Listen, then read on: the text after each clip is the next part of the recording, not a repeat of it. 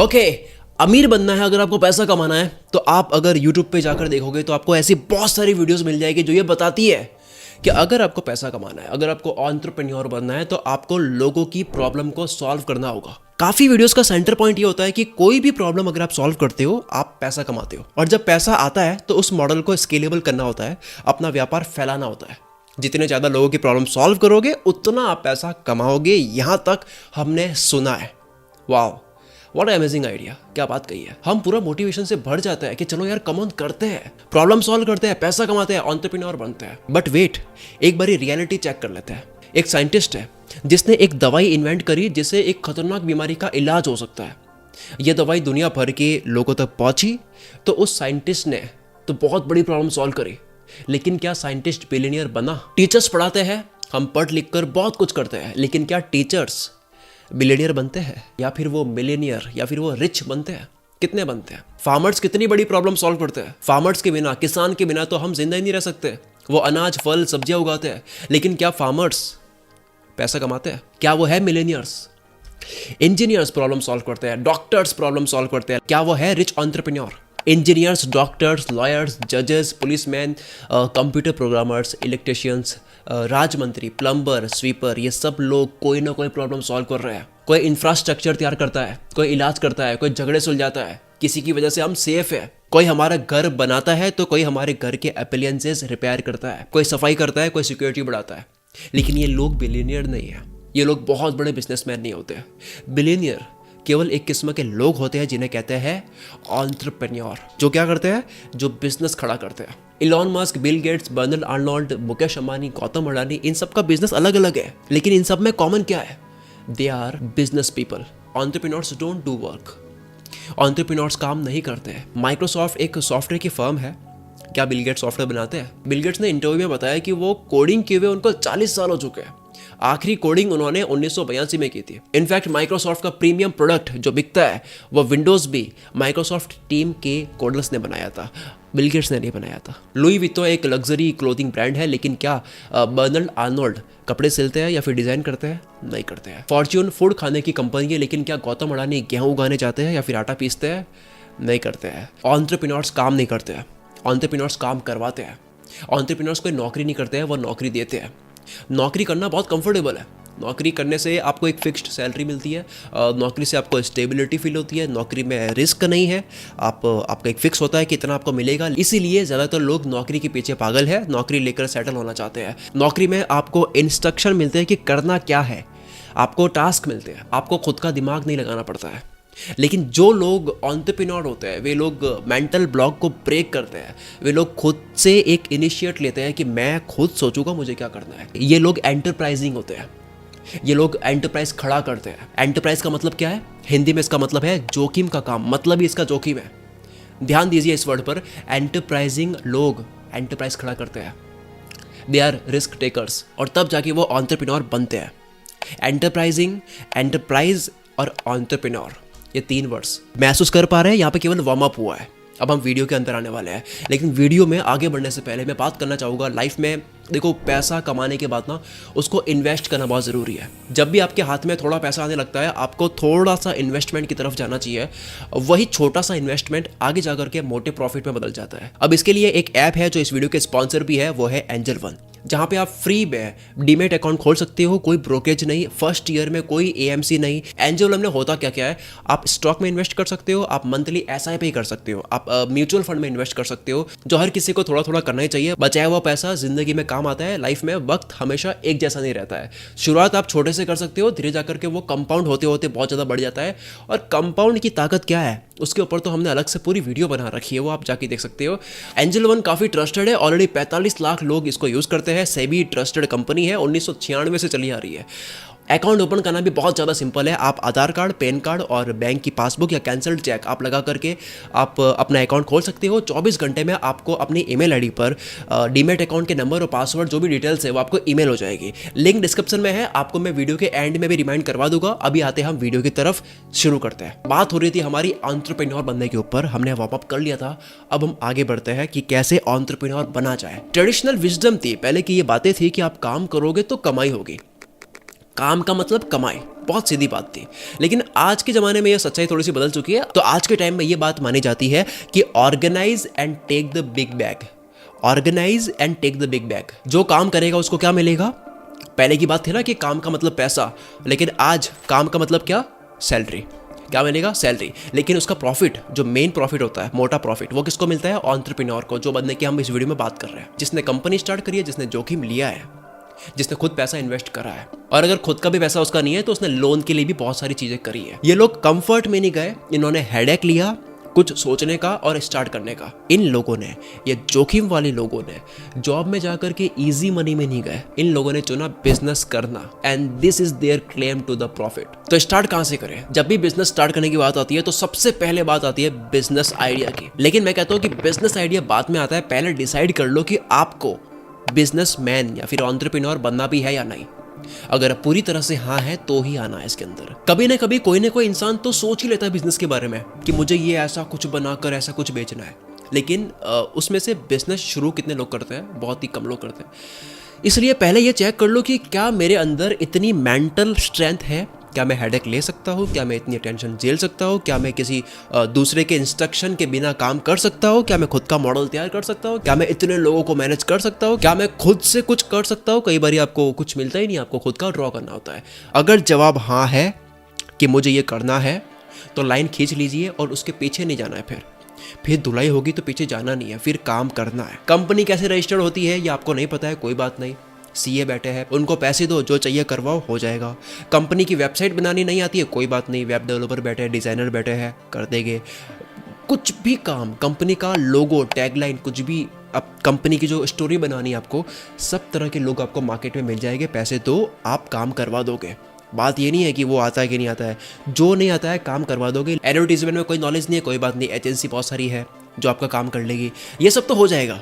बस आपको पहले डिसाइड करना है कि मुझे एंटरप्रेन्योर बनना भी है या नहीं है। और अगर आपने ये स्टेप पार कर लिया, मेंटली प्रिपेयर हो गए, तो आ जाओ अब बात करते हैं बिजनेस आइडिया के ऊपर। अब इसका सीधा सा रूल है कि आपको क्रिएटिव, इनोवेटिव और एक्सपेरिमेंटल नहीं होना है। आपने सही सुना है, आपको क्रिएटिव नहीं होना है।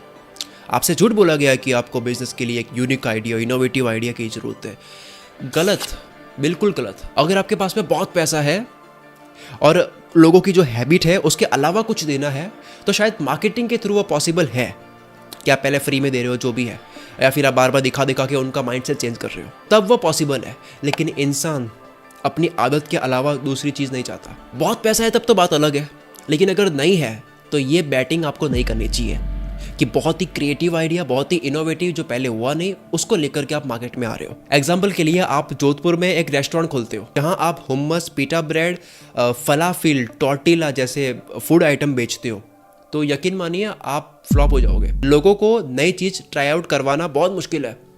लोग बार बार वही खाना पसंद करते हैं जो उनकी हैबिट है, जो उनको पसंद है। उसी तरह की हेयर स्टाइल वो रखना चाहते हैं, वही मूवीज़, उसी टाइप की मूवीज़ वो देखना चाहते हैं। उनका टेस्ट बदलना आपके हाथ में नहीं होता है, इसलिए नेवर डू एक्सपेरिमेंट। ये एक बहुत बड़ा रिस्क है। रिस्क कम होगा अगर जैसी जगह है वहाँ पे वो चीज़ खोली जाए, जैसे कि मुंबई में वड़ा पाव की खोली जाए और दिल्ली में छोले भटूरे की। अगर आप एक फिल्म प्रोड्यूसर है तो फेस वैल्यू वाले एक्टर्स को ही कास्ट कीजिए, फेमिलियर स्टफ, देखा हुआ, पहले से जाना हुआ, जो पहले से ट्राइड और टेस्टेड है। अब ये कहना कि आपका जो बिजनेस है वो लोगों की प्रॉब्लम को सॉल्व करे, ये भी बहुत ही आइडियलिस्टिक स्टेटमेंट है। थोड़ा सा रियलिटी चेक करें तो दिख जाएगा कि ये सच नहीं है। जैसे कि पेप्सी है, कोका कोला है, दोनों की वैल्यूएशन $250 बिलियन से भी ज़्यादा है, तो ये कौन सी प्रॉब्लम सॉल्व कर रहा है? उल्टा ये तो प्रॉब्लम बढ़ा रहा है। हर साल 30 टन प्लास्टिक, ग्राउंड वाटर पर इम्पैक्ट, इतनी ज़्यादा शुगर, इतने ज़्यादा केमिकल्स, सेहत पर बुरा असर पड़ता है। लेकिन लोग सॉफ्ट ड्रिंक पीना चाहते हैं ना, ज़रूरत थोड़ी उसकी, लेकिन पीना चाहते हैं ना। इतनी महंगी होने के बावजूद भी वो पीते हैं, क्यों? क्योंकि लोगों को सॉफ्ट ड्रिंक पीने में मज़ा आता है। फ्रूट्स हेल्दी होते हैं और सस्ते होते हैं, लेकिन ज़्यादा पैसा किसको देते हैं लोग?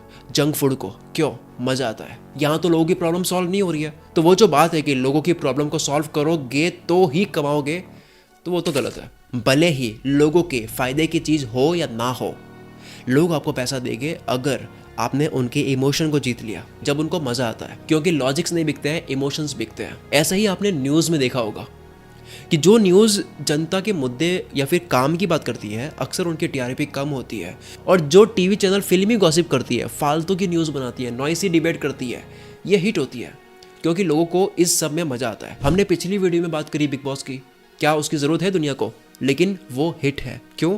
मज़ा आता है। अगर हम फिल्म और वेब सीरीज़ की बात करें तो काम की वेब सीरीज़ या फिर काम का कंटेंट कितना चलता है। कोई भी वेब सीरीज़ ओपन करते हैं तो कॉर्नर में क्या लिखा आता है? इसमें सेक्स है, इसमें क्राइम है, इसमें ड्रग्स है, और हमें लगता है कि यही तो चाहिए। माइंडलेस एक्शन चलता है, इसी में मज़ा आता है, और मीनिंगफुल फिल्में जो होती है वो फ्लॉप हो जाती है। इसी तरह आप देखिए फेसबुक, इंस्टाग्राम पर कितना काम का कंटेंट वायरल होता है और कितनी फालतू की चीज़ वायरल होती है। तो वो जो बात है कि जो लोगों के काम की चीज़ है वो दोगे तो आगे बढ़ोगे या कमाओगे, वो तो रॉन्ग प्रूव हो रही है यहाँ पे। आजकल इतनी सारी ऑनलाइन सट्टे वाली एप्लीकेशन स्टार्ट हो चुकी है जिनकी ज़रूरत कहाँ थी, लेकिन दे आर फलिंग एंड फुलिंग।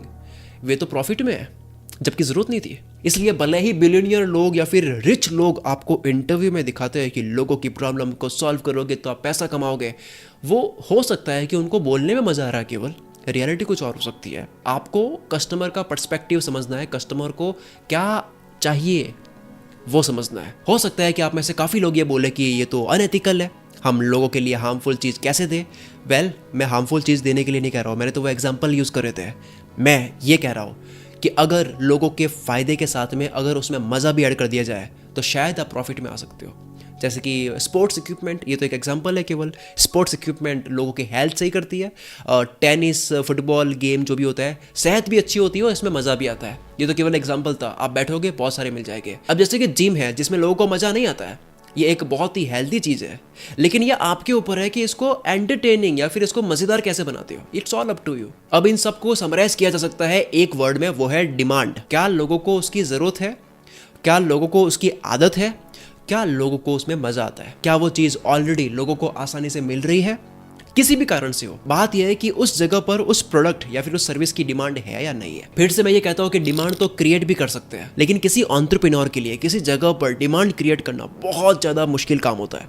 इसके लिए बहुत ज़्यादा मनी की पावर चाहिए। तो पहली बात तो ये डिसाइड कर लो कि मुझे एंटरप्रेन्योर बनना है, और दूसरी बात कंज्यूमर बिहेवियर को स्टडी करना है कि उनको क्या चाहिए, डिमांड किस चीज की है। इसमें भी मार्केट रिसर्च फर्म्स और उनके सर्वे आपकी मदद कर सकते हैं। ये दोनों स्टेप्स जब पूरे हो जाते हैं तब बात आती है बिजनेस की वायबिलिटी चेक करने की। क्या वहाँ रॉ मटेरियल आसानी से अवेलेबल है जो आप करना चाहते हो? क्या आपको स्किल्ड लोग मिल जाएंगे, मैन पावर मौजूद है वहाँ पर? दुकान का रेंट कितना है? लोगों की परचेसिंग पावर कितनी है? इन सब की कॉस्ट क्या होगी? कितना रेवेन्यू हो सकता है? और प्रोडक्ट को कम से कम कितनी क्वांटिटी में बेचना पड़ेगा ताकि आप इकोनॉमीज ऑफ स्केल को अचीव कर सके, आगे बढ़ सके। ये सारा आपको पेपर पे लिखना है, रिसर्च करनी है। जितना आप रिसर्च करोगे उतने कम फेल होगे, क्योंकि आप हवा में तीर नहीं मार रहे हो। अब फॉर एग्जांपल, एक आदमी है, उनके पास में भैंस है जो दूध देती है। अब इनको लगा कि ये भैंस का दूध हम पास शहर में जाकर के बेचेंगे, तो इन्होंने करा। डिमांड भी है दूध की तो, लेकिन गांव से शहर दूध ले जाने में जो ट्रांसपोर्टेशन का खर्चा है वो भारी पड़ गया। रिसर्च से इन भाई को भी पता लग जाता कि भैंस का दूध गांव से शहर ले जाने में ये औसियारी भारी पड़ जाती है। तो इसका कोर पॉइंट क्या है? मैं क्या पॉइंट टच कर रहा हूँ यहाँ पे? मैं पॉइंट टच कर रहा हूँ, आपको जोश में होश नहीं खोना है। एक जोश होता है ना कि धंधा करना है, उसमें आपको होश नहीं खोना है, पेपर वर्क करना है। आप मोटिवेशन के चक्कर में मैथ्स मत बोलो। वो अश्नील ग्रोवर कहते हैं ना कि इंडिया में मैथ्स बहुत कम लोगों को आती है। जोश और जज्बा तो चाहिए, ठीक है, अच्छी बात है, लेकिन समझदारी और प्रॉपर एनालिसिस भी चाहिए ताकि नुकसान ना हो जाए। क्योंकि नुकसान ऐसी चीज है मेरे भाई कि अगर हो गया ना, दूसरे बिजनेस के लिए कॉन्फिडेंस नहीं जुटा पाओगे। And if you don't have money, start from ground. और जब आप बैठते हो, आप एनालिसिस करते हो और आपको लगता है कि सब कुछ ओके है, ये तो करा जा सकता है, ये तो अचीवेबल है, ये तो फाइनेंशियली वायबल है, तो बस बिजनेस स्टार्ट कर दीजिए। पैसा कहाँ से आएगा? देखो, पहला तो है कि अगर आपके पेरेंट्स के पास में पैसा है तो मांगने में आपको फिल्मी तरीके से बोलना नहीं है कि मेरे को तो मैं कैसे मांग लूँ। अगर मांग सकते हो मांगो, एट दी एंड उनके लिए कुछ करोगे, बेवजह फिल्मी होने की ज़रूरत नहीं है। दूसरा, अगर उनके पास में पैसा नहीं है या फिर वो है तो देना नहीं चाहते हैं, इस जगह पर आप जॉब कर सकते हो, आप फ्रीलांसिंग कर सकते हो, वो पैसा इकट्ठा कर सकते हो, आप छोटा बिजनेस कर सकते हो जिसमें इन्वेस्टमेंट की कोई ज़रूरत नहीं है। आप वहाँ से पैसा इकट्ठा करके आप आ जाओ उस बिजनेस के लिए जहाँ पे इन्वेस्टमेंट चाहिए था, जो आपकी अंदर की आवाज़ है। हो सकता है कि शुरुआत में आप वर्कर हो सकता है कि आपको कोचिंग सेंटर खोलना पड़े, हो सकता है कि आपको छोटा कोई काम करना पड़े, लेकिन यही छोटा काम जिसको करने से आप शर्मा रहे हो, जहाँ से पैसा एक बार आ सकता है, यही छोटा काम आपको वहां ले जाएगा जो एक दिन आपको बड़ा बनाएगा। फॉर एग्जाम्पल, बुरा ना मानिएगा, जो लोग बहुत ज़्यादा पढ़ाई करने के बाद में, लाखों लगाने के बाद में, इतनी होशियारी करने के बावजूद भी वो इतना नहीं कमा पा रहे हैं जितना तो मेरे गांव में ऑमलेट के स्टॉल खोल के कमा लेते हैं। तो कहना यह चाहता हूँ कि एक बार तो पैसा आ जाता है, जॉब हो, फ्रीलांसिंग हो, कोई भी काम हो, क्योंकि यही पैसा आप कहाँ लगाओगे? उसके लिए जो आपको एंटरप्रेन्योर बनाएगा। अब ये ज्ञान देने की मुझे ज़रूरत नहीं है कि कोई काम छोटा नहीं होता है, सबको पता है, लेकिन बस करने पे आते हैं तो अपना वो एटीट्यूड आ जाता है। बस आपको पैशन के साथ करना है और ईमानदारी के साथ करना है। पैसा कमाइए और उस पैसे में से एक मेजर हिस्सा, उसके बाद में एक मेजर हिस्सा बिजनेस को एक्सपांड करने में दीजिए, इन्वेस्ट करके उसको बड़ा करने में दीजिए। लोग हायर करो, एक ब्रांच बनी दूसरी ब्रांच बनाने में ध्यान दो, एक में मत अटके हुए रहो। एक टाइम के बाद आपका काम होगा मैनेज करना, 2-3 ब्रांच होगी, हो सकता है आपको ऐसा बंदा भी मिल जाए जो ये सारी चीज़ें आपके लिए मैनेज कर ले कोई। और जब ये सपने सच करने आप जाओ तो किसी को बताना नहीं है, क्योंकि लोग इनसिक्योर फील करते हैं, अरे ये बड़ा बन जाएगा। कोई भी इंसान ये नहीं चाहेगा कि आप उससे आगे जाओ, वो हमेशा कुछ ना कुछ तरीका ढूंढेगा आपको डिमोटिवेट करने का। Never share your emotions, never share your dreams, करो अपना। बड़े बड़े एग्जांपल तो आपने ऑलरेडी सुन रखे होंगे, जैसे कि KFC की ब्रांचेस 145 देशों में, लेकिन कोई भी रेस्टोरेंट हो, चाहे वो KFC हो, चाहे वो मैकडी हो, चाहे वो हल्दीराम हो, शुरू तो एक आउटलेट से हुई थी ना, और वो भी तो आप ही की तरह इंसान थे। इसलिए 1 से 2, 2 से 3, 3 से 4, 4 से 8, 8 से 16 होने में कोई वक्त नहीं लगना है। कब किस्मत चमक जाए कुछ समझ नहीं आता है। Just do your work. जब 8 ब्रांच हो जाएगी, हो सकता है आपको इन्वेस्टर मिल जाए, हो सकता है आपके दिमाग में कीड़ा काटे, एक एप्लीकेशन बना दो इसकी, उसके 10,000 इंस्टॉल हो जाए, पता नहीं कौन टकरा जाए कहाँ जा रहे हो और एक इन्वेस्टर मिल जाए। ऐसे ही होते हैं डॉट्स कनेक्ट, आप नहीं जानते। You can never connect your dots, ये आपके हाथ में नहीं है, आप काम करो। ये बहुत ज़्यादा सोच के हम डॉट्स कनेक्ट करते हैं, उसी में उलझ जाते हैं। इन्वेस्टर को क्या चाहिए? उसका पैसा डबल। इन्वेस्टर को क्या चाहिए? प्रॉफिट। जब आपका बिजनेस प्रॉफिट होते हुए दिखेगा तो आपको समझाना नहीं पड़ेगा इतना, वो खींचा चला आएगा। तब आप डिसाइड करोगे कि किसका पैसा लेना है। और जैसे ही बिजनेस बड़ा हो जाएगा, बिजनेस का पूरा वर्क फ्लो ऑटोमेटेड हो जाएगा, स्टैंडर्डाइज्ड हो जाएगा।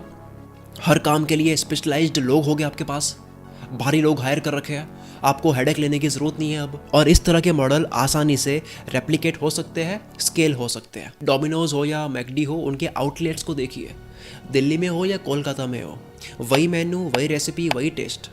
आउटलेट का डिज़ाइन वो का वो है। स्टारबक्स में जाओ, स्टाफ की यूनिफॉर्म वो की वो है, ऑर्डर प्लेस करने का तरीका वो का वो है, ऑर्डर प्रिपेयर करने वाले जो वर्क स्टेशंस होते हैं वो भी वैसे के वैसे है। सब कुछ एक पैटर्न में हो रहा होता है। इस तरह का स्टैंडर्डाइज्ड मॉडल को फटाफट रेप्लिकेट किया जा सकता है।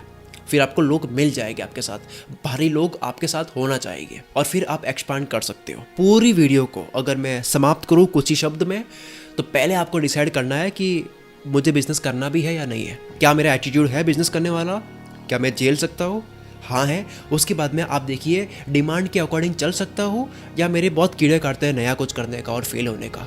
डिमांड के अकॉर्डिंग चलना आता है तो आप आइए, एक्सपेरिमेंट करना है तो पैसा लाइए। उसके बाद में तीसरा, फाइनेंशियल वायबिलिटी चेक कर लीजिए कि कहाँ पे कितना कैसा पैसा जाएगा, आएगा कैसे, कितना हो सकता है, कितना गोल, कितना बेचना है, कितना नहीं बेचना है, कितना बेच सकते हैं यहाँ पे, वो भी चेक कर लीजिए। उसके बाद में बिजनेस शुरू कर लीजिए, जितना पैसा है उसमें ही, नहीं है कमा के कर लीजिए। और फाइनली मॉडल को आपको एक्सपांड करना है, स्केल करना है, वहीं पे नहीं रहना है। आई होप ये वीडियो आपके लिए हेल्पफुल रही होगी, क्योंकि इसमें लॉजिकल बातें बहुत थी, मोटिवेशन थोड़ा सा कम था। मिलते हैं हम अगली किसी धमाकेदार वीडियो में। एंजल वन का डीमैट अकाउंट खोलने का लिंक आपको डिस्क्रिप्शन में मिल जाएगा, कमेंट्स बॉक्स में आपका इंतजार रहेगा। सिर्फ कमेंट करके आप जब ये बताते हो कि मेरी वीडियोस आपके लिए हेल्पफुल है, तो वो कमेंट मेरे लिए मोटिवेशन का काम करती है। चलो मिलते हैं अगली वीडियो में। Wish you all the very best. मैं शकील कुल मित्र से आपके सपना को सपोर्ट करता हूँ।